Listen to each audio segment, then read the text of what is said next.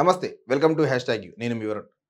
ఇటీవలే జరిగినటువంటి అసెంబ్లీ ఎన్నికల్లో తెలంగాణలో కొంత అధికారంలో వచ్చినటువంటి కాంగ్రెస్ పార్టీకి ప్రస్తుతం వస్తున్నటువంటి పార్లమెంట్ ఎన్నికలు కొంత పెద్ద సవాల్గా మారాయి అని చెప్పేసి కూడా కొంత స్పష్టంగా చెప్పుకోవచ్చు. ఎందుకంటే రాష్ట్రంలో అధికారంలోకి వచ్చిన వెంటనే కొంత పార్లమెంట్ ఎన్నికలు వచ్చిన నేపథ్యంలో అత్యధిక సీట్లు సాధించాలి అని చెప్పేసి కూడా కొంత కాంగ్రెస్ పార్టీ టార్గెట్ పెట్టుకుంది. ఒకవేళ అత్యధిక స్థానాలు సాధించకపోతే మాత్రం ప్రస్తుతం అధికారంలోకి వచ్చినటువంటి కొంత కాలంలోనే కొంత వ్యతిరేకత ఎదుర్కొంటుంది ప్రభుత్వం అని కొంత ప్రజల్లోకి వెళ్ళేటువంటి పరిస్థితి ఉంది. సో అందుకే పిసిసి చీఫ్ గా ఉన్నటువంటి రేవంత్ రెడ్డి కొంత వ్యూహాత్మకంగా మెజారిటీ సీట్లు సాధించే పనిలో పడ్డారు. సో అభ్యర్థుల ఎంపిక నుంచి మొదలుకొని ప్రచారం వరకు కూడా అంతా తానై కూడా కొంత నడిపిస్తున్నటువంటి పరిస్థితి ఉంది. సో అయితే 17 పార్లమెంటు నియోజకవర్గానికి సంబంధించి 17 సీట్లను గెలుచుకోవాలనే లక్ష్యంగా కొంత కాంగ్రెస్ పార్టీ టార్గెట్ గా పెట్టుకుంది. సో 10 నుంచి 12 సీట్లు గెలిచినా కూడా కాంగ్రెస్ పార్టీకి సంబంధించి కొంత మంచి ఫలితాలు వచ్చాయి అని చెప్పేసి కూడా కొంత కాంగ్రెస్ సర్కిల్లో చర్చ అయితే జరుగుతున్నటువంటి పరిస్థితి ఉంది. అయితే 17 పార్లమెంటు నియోజకవర్గాలకు సంబంధించి 14 సీట్లు గెలవాలనేది కొంత కాంగ్రెస్ పార్టీ టార్గెట్ గా పెట్టుకుంది. సో ఇందులో 10 నుంచి 12 సీట్లు గెలిచినా కూడా కొంత కాంగ్రెస్ పార్టీకి సంబంధించి మంచి ఫలితాలు వచ్చాయి, ఆ విధంగానే చూడవచ్చు అని చెప్పేసి కూడా కొంత కాంగ్రెస్ వర్గాల్లో కొంత చర్చ జరుగుతున్నటువంటి పరిస్థితి. మెజారిటీ సీట్లు సాధించడంతో పాటు ఆ 2 నియోజకవర్గాలకు సంబంధించి కూడా పిసిసి చీఫ్ రేవంత్ రెడ్డి కొంత సవాల్గా మారాయి అని చెప్పేసి కూడా కొంత ప్రధానంగా చెప్పుకోవచ్చు. ఏదైతే సీఎం రేవంత్ రెడ్డి మొన్నటి వరకు కూడా మల్కాజ్గిరి పార్లమెంటు సభ్యుడిగా ఉన్నారు. సో ఈ తరుణంలోనే ఒక రకంగా అది సీఎం రేవంత్ రెడ్డికి సంబంధించి కొంత సిట్టింగ్ సీట్ అని చెప్పుకోవచ్చు.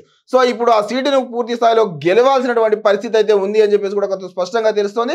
సీఎం గా ఉన్నటువంటి రేవంత్ రెడ్డికి సంబంధించి మల్కాజ్గిరిలో పట్టు సాధించే పనిలో పడ్డారు. మల్కాజ్గిరి సీటులో గెలవడం కొంత కాంగ్రెస్ కి సవాల్గా మారింది. అభ్యర్థి ఎంపికలో కూడా కొంత ఆచితూచి అడుగులు వేశారు సీఎం రేవంత్ రెడ్డి. ఎందుకంటే అక్కడ బలమైనటువంటి అభ్యర్థిగా ఈటల రాజేందర్ బరిలోకి దిగినటువంటి పరిస్థితి ఉంది బీజేపీ నుంచి. సో పార్లమెంటు నియోజకవర్గాల వారిగా కొంత సమీక్షకు సంబంధించి సమావేశాలు నిర్వహిస్తున్నారు. మల్కాజ్గిరి నుంచి కూడా ఆ యొక్క పని మొదలు పెట్టినటువంటి పరిస్థితి. సో పార్టీ నాయకులకు సంబంధించి అసెంబ్లీ నియోజకవర్గాల వారిగా ఇన్ఛార్జీలను గెలిచి తీరాలి అని చెప్పేసి చెప్పినటువంటి పరిస్థితి ఉంది. సో మల్కాజ్గిరి గెలిచి తీరాల్సిందేనని చెప్పేసి కూడా పార్టీ వర్గాల నేతలకు దిశానిర్దేశం కూడా చేశారు. పార్లమెంటు నియోజకవర్గంలో అసెంబ్లీ నియోజకవర్గ ఇన్ఛార్జీలకు సంబంధించి పూర్తి స్థాయిలో బాధ్యతలను అప్పగించారు. నేరుగా సీఎం రేవంత్ రెడ్డి కూడా అయితే మల్కాజ్గిరికి సంబంధించి కొంత సమీక్షిస్తూ పట్టు సాధించేందుకు పూర్తి స్థాయిలో ప్రయత్నాలు అయితే చేస్తున్నారు. సో దేశంలోనే పెద్ద పార్లమెంటు నియోజకవర్గం కావడంతో ఆ నియోజకవర్గ పరిధిలో ఉన్నటువంటి నాయకులకు సంబంధించి పని విభజన చేసి కొంత ప్రచారంలో దూసుకెళ్లేలా కొంత కాంగ్రెస్ పార్టీ అగ్రనాయకత్వంతో పాటు ఇటు రేవంత్ రెడ్డి కూడా కొంత వ్యూహాలు రచిస్తున్నారు అని చెప్పి స్పష్టంగా చెప్పుకోవచ్చు.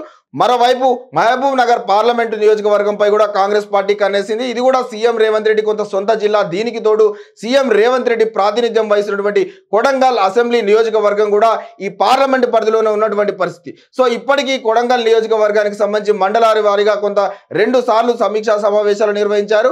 మహబూబ్ నగర్ పార్లమెంటులో పూర్తి స్థాయిలో మెజారిటీ కొడంగల్ నుంచి తీసుకురావాలనేది కూడా సీఎం రేవంత్ రెడ్డి కొంత ఆలోచనగా పెట్టుకున్నటువంటి పరిస్థితి. సో దీనికి తోడు సొంత జిల్లా అవడంతో పార్టీ ఎమ్మెల్యేలు క్యాడర్ ని కూడా కొంత అమరబతం చేశారు. సీఎం పార్లమెంటు పరిధిలో మెజారిటీ ఎమ్మెల్యేలు సీట్లు కూడా కాంగ్రెస్ గెలుచుకున్నటువంటి పరిస్థితి ఉంది. సో కాబట్టి పూర్తి స్థాయిలో ఎమ్మెల్యేలకు సంబంధించి టార్గెట్ విధించి పాలమూరుకు సంబంధించి పార్లమెంటు నియోజకవర్గంలో జెండా ఎగరవేయాలి అని చెప్పేసి కూడా కొంత కసితో ఉండాలి అని చెప్పేసి కూడా కొంత ఏదో పార్లమెంటు పరిధిలో ఉన్నటువంటి నాయకులకు కానీ కార్యకర్తలకు కానీ దిశానిర్దేశం చేసినటువంటి పరిస్థితి. ఇలా సీఎం రేవంత్ రెడ్డికి సంబంధించి ఒకవైపు తన సిట్టింగ్ సీటు మల్కాజ్గిరి ఎంపీని గెలిపించుకోవాలి, మరోవైపు తన సొంత జిల్లాలో ఉన్నటువంటి పార్లమెంటు సీట్లను కూడా గెలుచుకోవాల్సి ఉంటుంది. సో అందుకు అనుగుణంగానే కొంత కీలకమైనటువంటి నాయకులను ఆ 2 నియోజకవర్గాలకు సంబంధించి ఇన్ఛార్జీలుగా నియమించారు. సీఎం సొంతంగా సమీక్షిస్తున్నటువంటి పరిస్థితి. సో త్వరలో పార్లమెంటు నియోజకవర్గాలకు సంబంధించి వారిగా సభలు సమావేశాలు నిర్వహిస్తూ జలంలోకి వెళ్ళాలి అని చెప్పేసి కూడా కాంగ్రెస్ పార్టీ ఆలోచన. సో అధికారంలోకి వచ్చినటువంటి కాంగ్రెస్ పార్టీ మల్కాజ్గిరి మహబూబ్ నగర్ పార్లమెంటు నియోజకవర్గాల్లో కొంత పట్టు సాధించేందుకు సీఎం రేవంత్ రెడ్డి కొంత తనదైనటువంటి వ్యూహాలు రచిస్తున్నారు అని చెప్పేసి కూడా కొంత స్పష్టంగా చెప్పుకోవచ్చు. ఏదేమైనా కూడా ఈ 2 పార్లమెంటు నియోజకవర్గాలు అంటే ముఖ్యంగా మల్కాజ్గిరి తన సిట్టింగ్ స్థానం, అదేవిధంగా మహబూబ్ నగర్, నార్గర్ కర్నూలు